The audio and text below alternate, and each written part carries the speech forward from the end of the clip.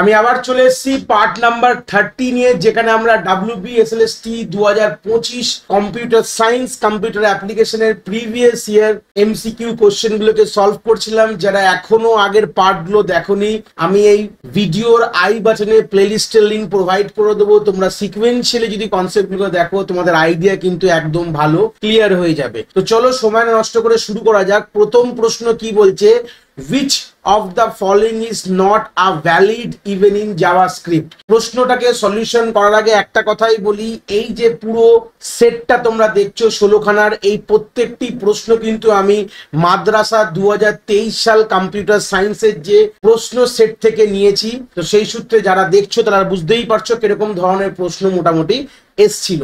তো সেই সূত্রে দাঁড়িয়ে প্রথম প্রশ্ন বলছে কোনটা ভ্যালিড ইভেন্ট না জাভাস্ক্রিপ্টে। জাভাস্ক্রিপ্ট থেকে একটা নিম্নলিখিত প্রশ্ন কিছু দিয়েছিল, সেটা আমরা অলরেডি এর আগের পার্টেও দেখেছিলাম বেসিক আইডিয়ার উপর। তো সেখান থেকে এটাই কন্টিনিউ হচ্ছে। তো সেই সূত্রে কোনটা ইভেন্ট না ভ্যালিড, দেখো আমাদের ক্লিক, হুবার, সাবমিট এগুলো আমাদের বেসিক, আমাদের কিন্তু ইভেন্টের মধ্যে পড়ে। মাউস ক্লিক হতে পারে, হুবার কথাটা মানে কোনো একটি, এই যে মাউসের যে অ্যারোটা নিয়ে যদি কোনো একটি আইকনের উপর যে জিনিসটা বড় হয়ে যেটাকে হুবার বলা হয়। সাবমিট বাটন তো আমাদের যে কোনো ফর্ম ফিল আপ করার সময় থাকেই। এই টাইপ বলে কোনো জিনিস কিন্তু অ্যাকচুয়ালি হয় না। তো সেই সূত্রে গেলে এটা নট বলেছে, তো সেই সূত্রে কি হবে, নট আ ভ্যালিড মানে হচ্ছে ডি হবে টাইপ। দেখো দেখতে পাচ্ছ ক্লিক, সাবমিট এবং মাউস ওভারে কিন্তু অলরেডি একটা আমাদের ইভেন্ট, প্রত্যেকটারই জাভাস্ক্রিপ্টে মানে ইভেন্ট বলে গল্প হয়, মানে এটা ক্লিক করলে কি হবে, এগুলোকে ইভেন্ট বলা হয় জাভাস্ক্রিপ্টে। তো সেই সূত্রে এগুলো কিন্তু ইভেন্টের মধ্যেই পড়ছে, যেগুলো আমরা এই 10 ইয়ার সিরিজে দেখছি। এইটুকু আইডিয়া যদি থাকে তোমাদের জাভাস্ক্রিপ্টের উপরই মোর দেয় না, যদিও বা SLST 2016 সালে এরকম কোনো প্রশ্ন দেয়নি, বাট তাও যেগুলো মাদ্রাসায় দিয়েছে তার একটা আইডিয়া যদি থাকে মোটামুটি। দেখো বেসিক আমাদের কিন্তু সিলেবাসে একটা কথা লেখা আছে, ইউজ অফ স্ক্রিপ্টিং ল্যাঙ্গুয়েজ, দরকারিতাটা বলে দিয়েছে, আমাদের কিন্তু বলেনি কোন একটি স্ক্রিপ্টিং ল্যাঙ্গুয়েজ পুরো ইনডেপথ সিলেবাসে রয়েছে। দরকারটা কি, দরকার হচ্ছে অ্যাট্রাকটিভ এবং ডাইনামিক ওয়েবসাইট বানানোর জন্য, যেটা অলরেডি কিন্তু এর আগের পার্টে আমরা একটা প্রশ্ন দেখেইছি। এবার সেখান থেকে ধরে কিছু কিছু প্রশ্ন ওর যে আইডিওলজি হিসাবে দিয়েছে, সেখান থেকে একটা প্রশ্ন মোটামুটি এখানেই মোটামুটি জাভাস্ক্রিপ্টের শেষের পড়ার প্রশ্ন নেই মোটামুটি। তো সেই সুদারি একটা আইডিয়া ক্লিয়ার হলো যে আমাদের কত ধরনের ইভেন্ট হতে পারে। তা আমাদের ক্লিকের ইভেন্ট রয়েছে, সাবমিট এবং হুবারের ইভেন্ট থাকে রয়েছে আমাদের জাভাস্ক্রিপ্টের মধ্যে, বাট টাইপ বলে কিন্তু কি এরকম কোনো ইভেন্ট জাভাস্ক্রিপ্টে নেই। পরের প্রশ্ন চলে আসলাম, কি বলছে, in Boolean algebra or operation is perform by the following property. কোন কোন এই প্রপার্টি গুলো দিয়ে অর অপারেশন করা যায়। দেখো অরের গল্পটা কি, দেখো অর মানে দুটো যদি নাম্বার আমাদের নর্মালি যদি আমরা বলি যে দুটো যে নাম্বার বলতে পারো বা বিট বলতে পারো, সে যে কোনো একটি বিট যদি আমার ট্রু হয় আউটপুট কিন্তু ট্রু হয়। যেরকম বেসিক আমি যদি বলি 0+1, তার মানে ওয়ানটাকে, এই ওয়ান সিম্বলটা বুলিয়ানে আমি অর দিয়ে ডিনোট করি, তাহলে আমাদের অ্যান্সার কিন্তু 1 হবে। যে কোনো একটি 1+0 হলেও 1 হবে, আর সেরকম যদি আমাদের 1+1 হলেও কিন্তু আমাদের 1ই হবে। এটা হচ্ছে বেসিক অরের অপারেশন। যে কোনো একটি ট্রু হলে আউটপুট কিন্তু ট্রু হবে, দুটোই ফলস হলে আউটপুট কিন্তু ফলস হয়। এই হচ্ছে বেসিক আইডিয়া। তো সেই সূত্রে এই যে প্রপার্টিগুলো দিয়েছে, associative property, commutative property, distributive property. তো সেই সূত্র দাঁড়িয়ে এই যে প্রপার্টিগুলোকে তলা আমি এক্সপ্লেন করেছি। কমিউনিটিভ কথাটার মানে কি, এগুলো ল থেকে কিন্তু ল এর গল্প বলছে। কমিউনিটিভ ল কি বলে, A+B করলে B+A হবে। তো ঠিক আছে, এটা তো আমরা নর্মাল 1+0, 0+1 তো একই অ্যান্সার আসছে, অসুবিধা নেই। অ্যাসোসিয়েটিভ প্রপার্টি কি বলে, A+B+C যদি এরকম হয়, মানে A বাইরে রয়েছে প্লাস তোমরা B+C লিখেছো, এটা কিন্তু আমরা A+B+C একই গল্প, এটাও হতে পারে, কোনো অসুবিধা নেই। ডিস্ট্রিবিউটিভ মানে A+B×C হলে A+B এবং A+C, তাহলে এই তিনটে প্রপার্টি কিন্তু অরের টেবিল হোল্ড করে। যদি তোমরা এই আইডিয়াটা ইনডেপথ না থাকে, জাস্ট এইটুকু মাথায় রাখো যে তিনটে প্রপার্টির মধ্যে কিন্তু দেখো প্লাস সিম্বলটা রয়েছে, এইভাবেও তোমরা চিনতে পারো। দেখো প্লাস সিম্বল রয়েছে, তার মানে অরের যে বেসিক আইডিয়া বা আমাদের বেসিক কনসেপ্টটা কিন্তু এই তিনটে প্রপার্টিতেই কিন্তু রয়েছে। সেই সূত্রে অ্যান্সার হয়ে যাবে D, all of the mention above. এই হচ্ছে বেসিক আইডিয়া। পরের প্রশ্ন কি বলছে, odd parity of a word can be conveniently tested by odd parity. এই অড প্যারিটি কথাটার মানে কি, দেখো তলায় লেখা এক্সপ্রেশন লিখেছি। Odd parity means the total number of 1 is odd in binary word. একটা বাইনারি ওয়ার্ড বলতে গেলে ধরুন আমি দিলাম 1011, এখানে কতগুলো 1 আছে বলবে স্যার 3টে আছে। তো কোন গেট দিয়ে, কোন আমাদের যে অড প্যারিটি কি দিয়ে টেস্ট করা যায়, অপশনে 4টে গেটের নাম দিয়েছে, or gate, and gate, NAND gate এবং XOR gate. Correct answer XOR gate. কেন কারেক্ট অ্যান্সার সেটাও দেখে নাও। দেখো আমরা কিন্তু জর গেট দিয়ে আমরা নর্মালি এই প্যারিটি চেকিং এর জন্য কিন্তু ইউজ করি। কেন ভাবো, যে যদি ধরে নাও জরে যদি দুটো বিট যদি 1 হয় তাহলে নাম্বারটা কি হবে, তার মানে হচ্ছে দেখো দুটো বিট 1, কথাটার মানে কি দুটো বিট যদি 1 হয় তাহলে সিমিলার থাকলে কি হয় 0 হয়। হ্যাঁ, তো সেই সূত্রে গেলে আমাদের দুটো bit 1 if the number of 1 is odd otherwise 0। এই হচ্ছে বেসিক আইডিয়া। তাহলে চেন যদি বানাও অর গেটের অ্যাক্রস অল দ্য বিট, আমরা যখন গ্রে কোড করি এই কনসেপ্টটা কিন্তু রাখি। আমরা যখন গ্রে কোড যখন করেছিলাম এটা কিন্তু এই জর গেট দিয়ে কিন্তু আইডিয়াটা এসেছিল। দেখো এক্সাম্পলের তলায় রয়েছে, দেখো 1 0 1 1, তাহলে দেখো এই দুটো করলে কি হবে আমাদের ডিফারেন্ট যদি হয় অ্যান্সার হয় 1, তাহলে এই যে 1টা করলাম তাহলে সেম আমাদের গ্রে কোডের কনসেপ্ট হবে 1 আর 1 করলে কি হবে আমাদের সিমিলার হলে 0। তাহলে আলটিমেটলি দেখো যে ইভেন নাম্বার অফ 1 হচ্ছে আমাদের, যদি 1 তাহলে ইভেন প্যারিটি বলবো। তাহলে জর গেট দিয়ে অ্যাকচুয়ালি চেক করবো, আলটিমেটলি কিন্তু গ্রে এর কনসেপ্ট থেকেই আসছে যদি আমরা নর্মালি করতে যাই।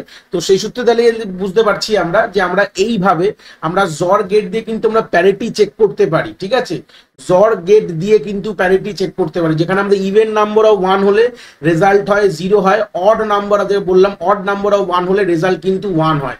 এটা কিন্তু মাথায় রাখবে, ইভেন নাম্বার অফ 1 হলে কিন্তু আমাদের রেজাল্ট 0 হয়, অড নাম্বার অফ 1 যখন আমি জর দিয়ে চেক করি তাহলে কিন্তু আমাদের রেজাল্ট 1 হয়। তাহলে অড প্যারিটি যখন চেক করতে হবে, অড বা ইভেন যে কোনো প্যারিটি চেক করতে গেলে কিন্তু আমাদের অর গেট আমরা ইমপ্লিমেন্ট করলে বোঝা যাবে কি করে হবে। যেরকম আমাদের এই যে বাইনারি ওয়ার্ডটা দেবে সেই ওয়ার্ডের মাঝখানে আমি জর গেটকে বসিয়ে দেবো এরকম ভাবে করে করে, যেরকম আমি ওপরেরটা দিয়ে দিলাম 0 জর, এখানে 1 জর 1, এইভাবে যদি করি তাহলে যেহেতু এখানে ইভেন নাম্বার অফ 1 আছে, অড নাম্বার অফ 1 আছে, তাহলে রেজাল্ট কি পেয়ে যাবো আমি, রেজাল্ট কিন্তু আমার অড আসবে। এই হচ্ছে বেসিক আইডিয়া। কি করে অডটা আসছে এটা করে দেখালাম। প্রথমে দুটোকে করো, তাহলে দেখো 0 আর 1 এর আমাদের জর করলে কি হয়, ডিফারেন্ট হলে 1 হয়। এবার এই 1 আর এই 1 এ যেটা আউটপুট পেলাম সেটার সাথে আমি করবো এই দুটো, দেখো সেম হলে আমাদের ভ্যালু কি হবে 0 হবে, সেম হলে 0 হয়। তাহলে 0 আর 1 ডিফারেন্ট হচ্ছে, ভ্যালু কি হয়ে যাবে 1 হবে। তাহলে ফাইনাল অ্যান্সার কি হবে, এটা হচ্ছে ফাইনাল অ্যান্সার 1। তাহলে 1 মানে দেখো বলেছিলাম এখানে অড নাম্বার অফ 1 আছে, একটা এখানে দুটো এখানে তিনটে, এইভাবে কিন্তু জিনিসগুলো করতে হবে। আমি আইডিয়াটা দিয়ে দিলাম যে কিভাবে অ্যাকচুয়ালি আসছে, প্যারিটি কি করে বার করবো, জর গেট দিয়ে অড হলে 1 হবে, ইভেন হলে কিন্তু 0 হবে। পরের প্রশ্ন বলছে in which of the following get the output is 1 if and only if at least one of the input is 1। Output 1 হবে কখন, যখন at least one of the input যদি 1 হবে। এরকম ধরনের প্রশ্ন যখন করি তখন আমাদের গল্পটা কিভাবে করব, আমাদের সবগুলো টেবিল মনে রাখতে হবে, না হলে আমাদের একটা শর্টকাট ট্রিক দেখাবো এরকম ধরনের, যেমন দুটো 1 হলে দুটো লো হলে আউটপুট হাই হয়, এরকম যে যদি প্রশ্নগুলো দেয় দুটো 1 হলে আউটপুট 1 হবে, এগুলো কি করে করার শর্টকাট ট্রিকটা কি আছে। দেখো আমাদের প্রশ্নে আমাদের 4টে আমাদের কথা বলেছে, আমাদের নরের কথা বলেছে, আমাদের অ্যান্ডের কথা বলেছে, আমাদের অরের কথা বলেছে, এখানে ন্যান্ডের কথা। আমরা আলটিমেটলি যেখানে বলেছে একটা যদি আউটপুট 1 কখন হবে, যে কোনো একটি যদি আমাদের 1 হয়, দুটোর মধ্যে যে কোনো একটি 1 হলে আউটপুট 1 হবে। তাহলে আমি একটাকে 1 দিই, ভালো কথা, যে কোনো একটি বলেছে অ্যাটলিস্ট 1 ইনপুট, তাহলে এখানে একটা 0 দিয়ে দিলাম। তাহলে নরে যদি করি 0 আর 1 এ 1 হবে, 0 আর 1 এ 1 হবে, তাহলে আউটপুট কি হতে পারে 1 এর উল্টোটা যে 0, তাহলে এখানে 0 হয়ে গেল। তাহলে যদি 1 1 ও দিই তাহলে কি হবে, 1 1 এ অরে 1 হয়, অপোজিট করলে 0, তাহলে নটটা হচ্ছে না, এটুকু ক্লিয়ার হয়ে গেল। অ্যান্ডে তো অবভিয়াসলি একটা 0 একটা 1 হলে তো আউটপুট 0 হবেই, কেন অ্যান্ড করলে আমাদের 0 এত চলে গেল। অর হচ্ছে এমন একটি গেট যেখানে এটা সম্ভব হতে পারে। দেখো 0 1 এর যদি অর করি অ্যান্সার 1 পাবো, 1 আর 1 এর অর করলেও অ্যান্সার 1 পাবো, 1 0 করলেও আমি 1 পাবো, কিন্তু এই তিনটে সেটেই কিন্তু আমাদের নরে আমাদের 0 দেয়।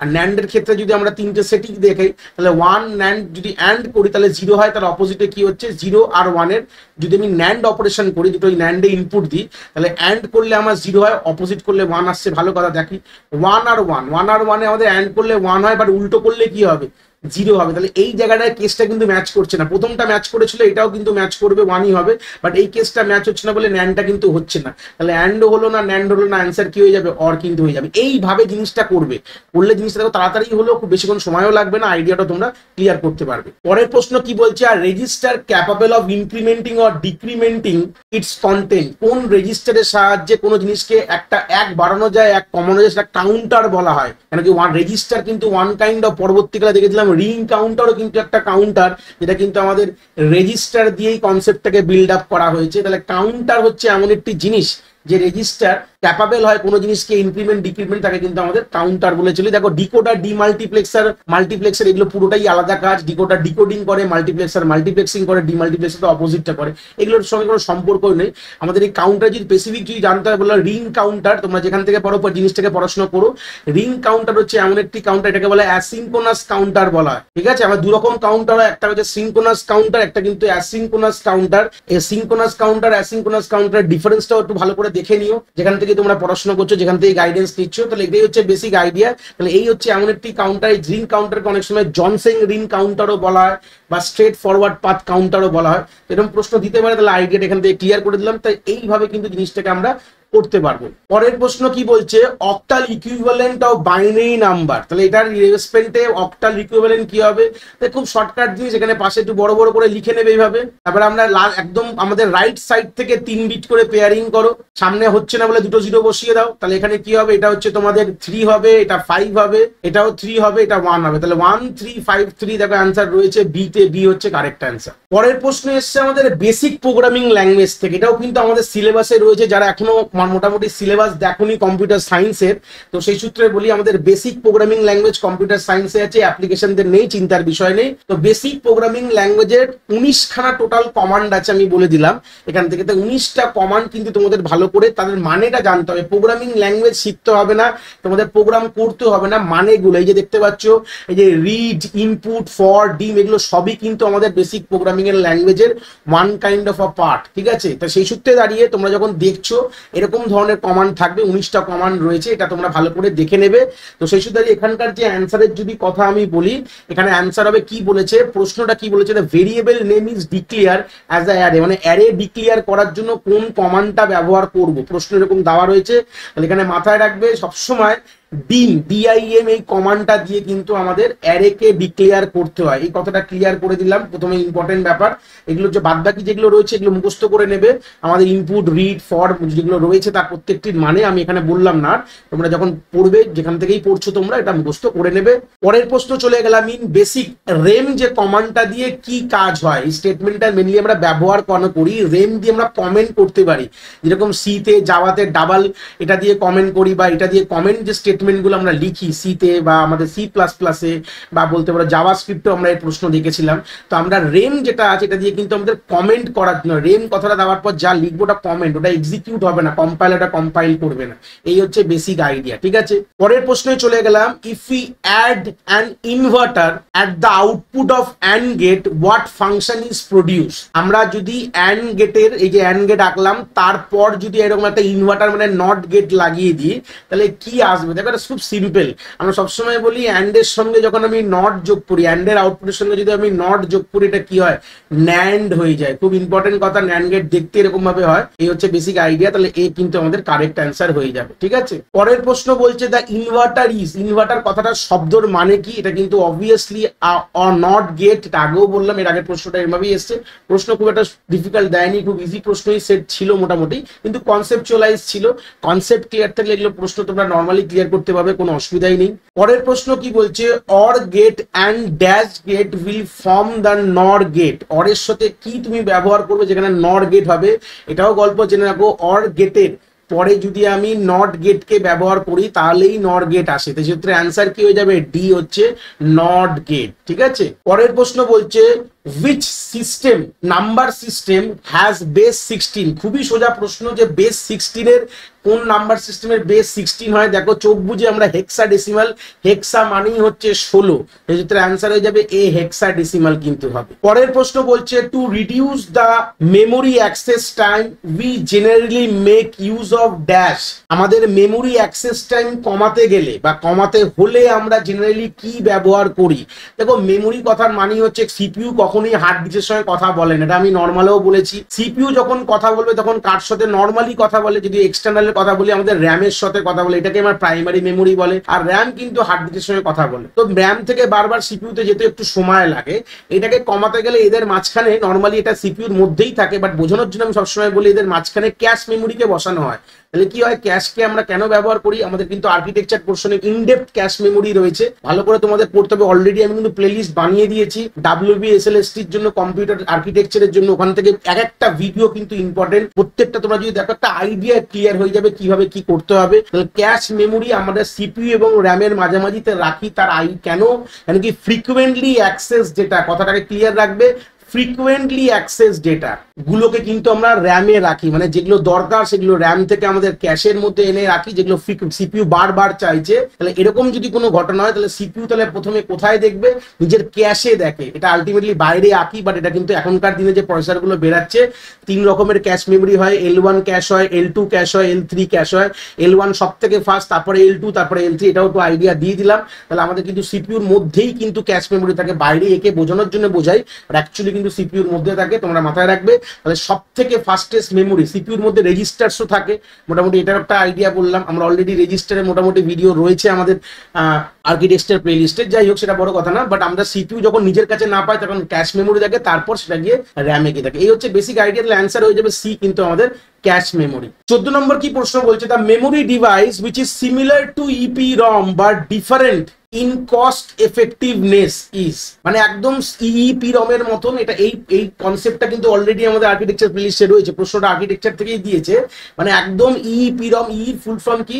Electrically erasable programmable read only memory. Already এর ভিডিও রয়েছে আমাদের আর্কিটেকচার প্লেলিস্টে, গিয়ে তোমরা ভিজিট করতে পারো। WBSLST 2025 কম্পিউটার আর্কিটেকচার বলে প্লেলিস্ট বানিয়ে দিয়েছি। WBSSC কথাটা প্রথমে থাকবে, তোমরা দেখে নেবে, সব প্লেলিস্ট গিয়ে দেখবে না, মোটামুটি যারা WBSSC লেখা রয়েছে সেটা তোমরা দেখো। তো সেখান থেকে দাঁড়িয়ে মোটামুটি এই জায়গায় আমি বুঝিয়ে দিয়েছি EEPROM কি, electrically erasable read only memory. গল্পটা এখানে পুরোটা বললাম না, অলরেডি আছে বলে লিঙ্ক করে দিলাম, তোমরা ওখান থেকে দেখতে পারো, অসুবিধা নেই। তো সেই সূত্রে দাঁড়িয়ে এই যে রমটা রয়েছে এমন একটি ডিভাইসের, মেমোরি ডিভাইসের কথা বলেছে যে similar to EEPROM but cost একটু কম, দামটা একটু কম। এরকম গল্পতে ফ্ল্যাশ মেমোরি এরকম আছে। ফ্ল্যাশ মেমোরির ভিডিও কিন্তু আমাদের রয়েছে। কোথায় রয়েছে? আমাদের আর্কিটেকচার প্লেলিস্টে। এগুলো কিন্তু আমাদের সিলেবাসে রয়েছে। এই বছর SLST 2025 সিলেবাসে, আর্কিটেকচার সিলেবাসে কিন্তু এই গল্পগুলো রয়েছে। এটা not only computer science, computer অ্যাপ্লিকেশনদেরও রয়েছে। আমি এখানে প্রথমে বলে রাখলাম, যারা ভাবছো যে আর্কিটেকচার বলে আমার সিলেবাসে কিছু নেই, ওরা ফান্ডামেন্টাল বলে যে পোর্শনটা তোমাদের দিয়েছে কম্পিউটার আর্কিটেকচারে, তো সেই পার্টের মধ্যেই মেমোরির পুরো গল্পটাকে ছোট করে বলে দিয়ে 2016 পেপার দেখলে তোমরা বুঝতে পারবে এই সব জায়গা থেকে কিন্তু প্রশ্ন বারবার দিয়েছে। এই জন্য তোমরা ভুল করো না।